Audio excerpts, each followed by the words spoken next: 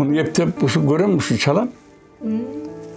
100 yaş, 100 kurağıma arnap, kılım kartkan ömür deyin kitap yazıp bittim. Bugünkü günge çeyin o fond 2 milyon son bilen görsetti. Şunu men jalan özümün kitabını satıp akşam taptım. Bu sığış bolbasa bir yakka tiyaka getip eşke görbe kılam. Sözünü yetpedem de mamda. 68 nebere çövre kıvran var. Buna deputatlar köp adamlar menen сүйлөшпөй kaldı.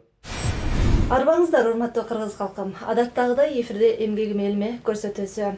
Чындыгында элге эмгек кылыш үчүн сөзсүз түрдө эле мамлекеттик кызматта иштеп бир креслону ээлеш шарт эмес. Эң негизгиси адамда эр керек жана ал өзүнүн өнөрү, таланты, мүмкүнчүлүгүнө жараша элине эмгек кылса болот. Бүгүнкү биздин каарманыбыз жөнүндө айта турган кептер көп. Каарманыбыз жөнүндө айта турган болсок, улуу ата мекендик согуштун ардагери, ошондой эле акын, жазуучу, белгилүү инсан Асиек Урманбетов атабыз болмокчу. Саламатсызбы? Жакшы, саламат. Алгач коомчулук менен амандашып алсаңыз болот. Эл журт, кыргыз элим, саламатсыңарбы жанайындар. Өткөн кеткен майрамыңар менен Кудай Таала ийгилик берсин, барыңар аманчылык болсун. Келиңиз, эми сиздин ошол сизге бир нече суроолорум бар. Ошол эле учурда баягы жакшы маек куруп, сизден көп маалыматты алуу үчүн келип калдык. Анан сизге алгачкы суроону узаткым келип атат. Мына акыркы учурдагы акыркы жаңылыктарыңыз менен бөлүшүңүзчү. Менин угушума караганда жаңы китепти жыйынтыктагандайсыз, э? Мына менин жашоомдо кыйынчылык жөнүндө кичине айтып коеюн. Мына бир бутум Атамектин согуштан бергениме 78 yıl oldu. Şu жалгыз бут менен жүрдүм да. Şu 78 yıl жалгыз бут менен жашадым. 2019 жылы бу эшиктин астынан жыгылып, бу таза буттун кашка жилиги сынып, ага темир тагылып калды. Эми мен көзүм көрбөй калды, жетелетип калдым. Өтүм жок болгону 14 жыл болду. Kulakta жакшы укпай kaldı.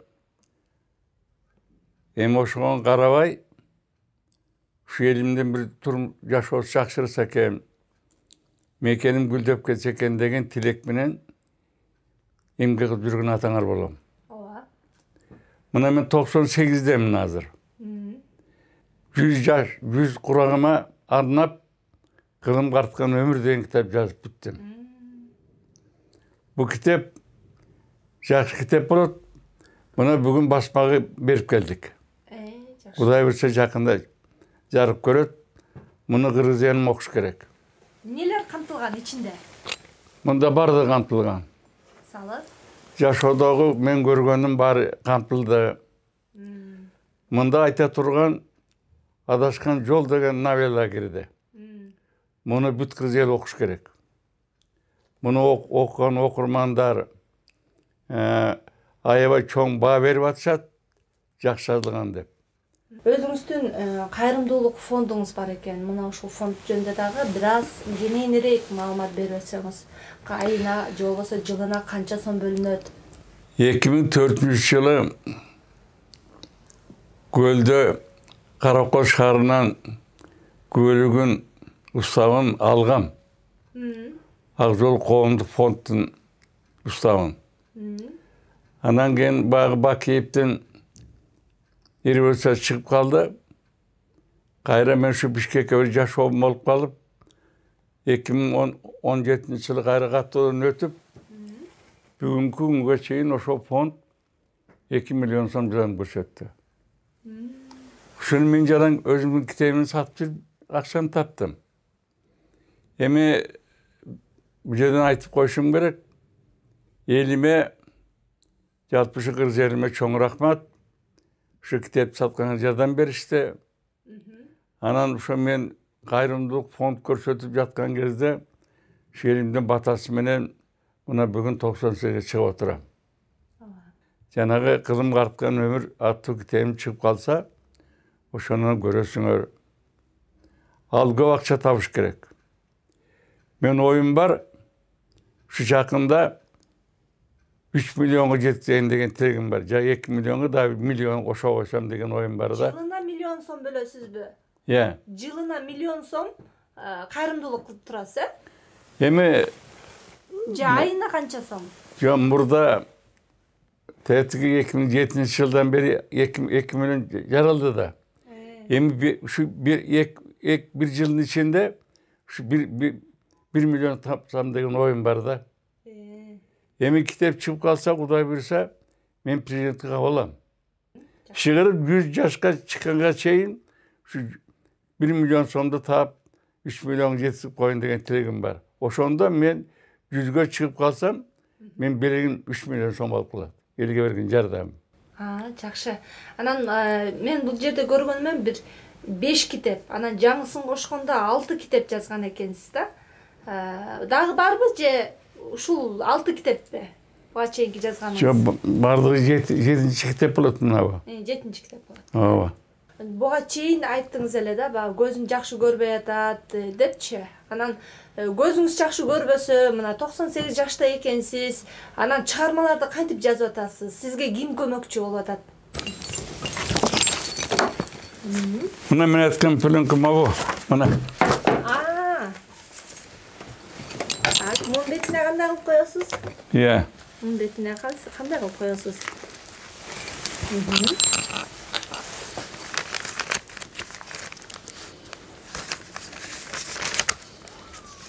Так, koya tur. Ак кагаз, мынакей, бери бара кагаз, бияктан бери. Акта кагаз барбы? Мынакей. Ошо.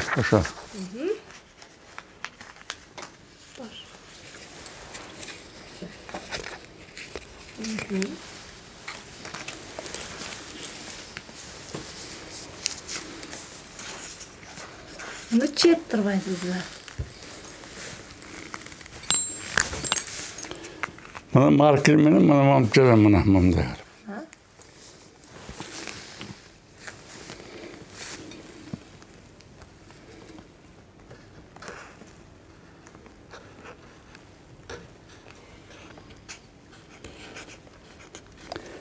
Bu sığış bolbosa, biyaka tiyaka get eşkil görbe kalam. Mına sığın yetiştirem da mınday. Hem kara söz men жазам, ыр жазам, ушуна жазам. Рабочий столуңуз турбайбы? Рабочий стол ушул. Мына телефонум бул. Муну мен така звонить этем.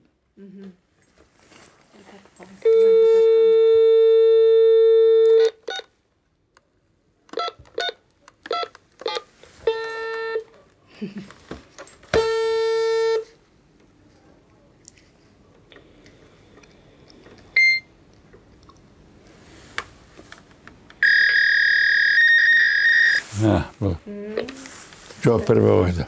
9-майдын сиз үчүн орду дегиле ал күнгө кандай маани бересиз? Мына ошол жөнүндө айтсаңыз. 9-may бул унутулуш майрам. Bu 9-may оңойлтоону келе койгон жок. Эмне деген адамдар кырылды дүйнөдө. Эмне деген эл кыйынчылыкка кабылды. Bu soğuştu 9-mayдын жаралышын эч качан унутканга болбойт. Бул өтө маанилүү күн десек болот. Себеби фашисттин башчысы Гитлер ушу жеңсем мен дүйнө тутка болом деп өзү план койгон.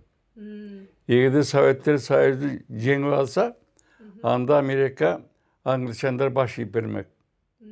Ökö baş yiyip bergenden kalgın mamleketin barıp baş yiyip, oşonda bunun tilegi bu dünyöge tutka olam dep plandagan gittiler. Bana oşol özünün oğuz geçirligi, elge tormaz жазган mamlesi, şu Kuday Taalaga jetip, buna bizde jengиш bizde oldu. Bizde kural yok kısa oldu. Bana şu bizden, elimizin kıyındığı menen, soğuktu jengip aldık da. Egerde Nemis jengende, emi Kırıcı'nda bana jaşo bolup, böyle bolboyt ben ayta albayım. 98 жашка келип калган экенсиз, Кудай буйруса. Анан канча уулдун атасы, канча небере, канча чебере көрдүңүз? 3 uul, 3 kız bolgon. Bana ошондан 68 nebere çeviri kıvran var. Жакшы. Çoğun baylığım var, Kudayga şükür. Gede şular bacırap girgende meni şorumla oynagım gelip, süйлöşküm gelip көңүлүм көтөрүлүп калат. Ар бир адам жашоодо алдыга бир максаттарды, пландарды коет эмеспи? Анан сиздин пландарыңыз, максаттарыңыздын баардыгы орундалдыбы? Деги эле бактылуусузбу? Кайсы учурда өзүңүздү ушунчалык бир бактылуу сезесиз? Эми мен бактылуу болгону ким бактылуу болот? Мына мен күтүлбөгөн жерден аман-эсен согуштан келдим. Кыйынчылык учурда аябай көрдүм, азапты көрдүм, жакшысын да көрдүм, жаман да көрдүм. Эми Кудай Таала мага калем берип, акын болуп калдым. Мына китебим чыгып, жанкынтып 2 миллион сом таап, элге жардам көрсөтүп калдым. Мунун баары менин оюмда жок эле да. Эми мен Кудайга 1000 жолу ыраазымын. Ушу мага ушу узак жаш берип, анан кийин мен эсимди алып кетпей, мен сезимди ордуна койгондугуна дагы кайрат берип, эмгек жасаганга шарт бергендигине мен Кудайга чоң ыраазычымын деп айтышым керек. Мен чоң бактылуумун. Жанагы 68 небере чөбүрөнүн чоң атасы болгондон кийин ошол эле кыйын бакытта. Ишти баштагандан баштап мен 105 мектепке бардым. Ошко, Нарынга, Көлгө, Күйдүн 76 мектебине барып, 105 мектепке бардым. Жолугуш үчүн. Бул аскердик курал бар частарын барын кыдырдым. Чек да бардым. Ошо бардыгына 2 сааттан маяк болуп, адамдын суроосуна жооп берип, мен буларга чоң аталык, чоң касиетимди көрсөткөм.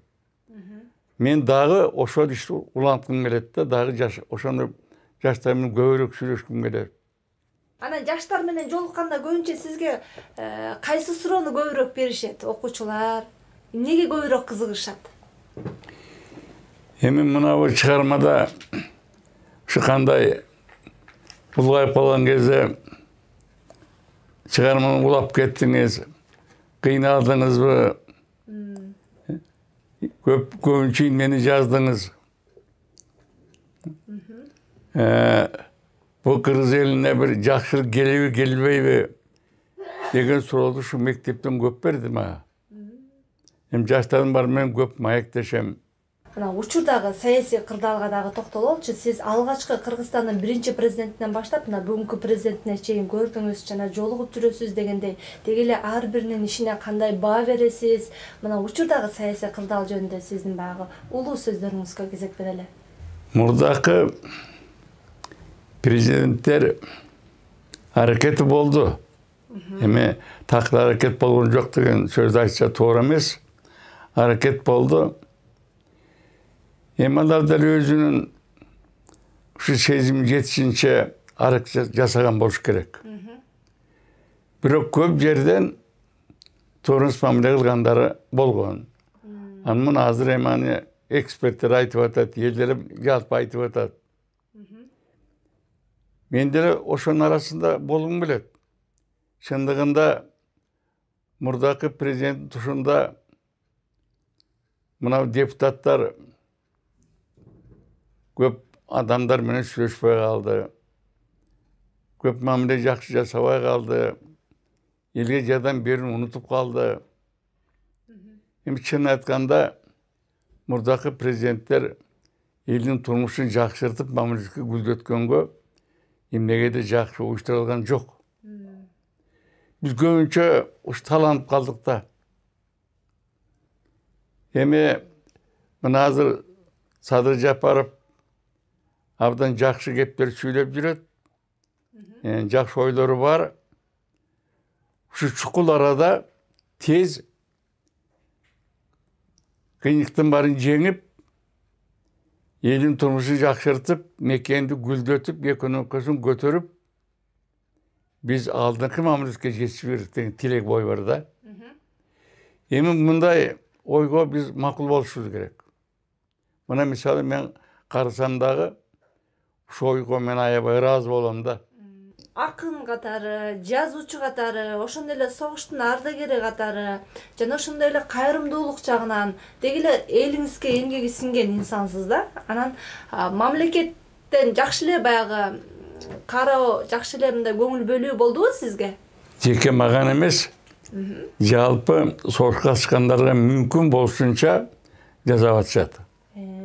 Мына 2075 жылкы жеңиш күнүн 75 жылдыгына 75 миңден бербеди президент ар бир согуштун ардагерине.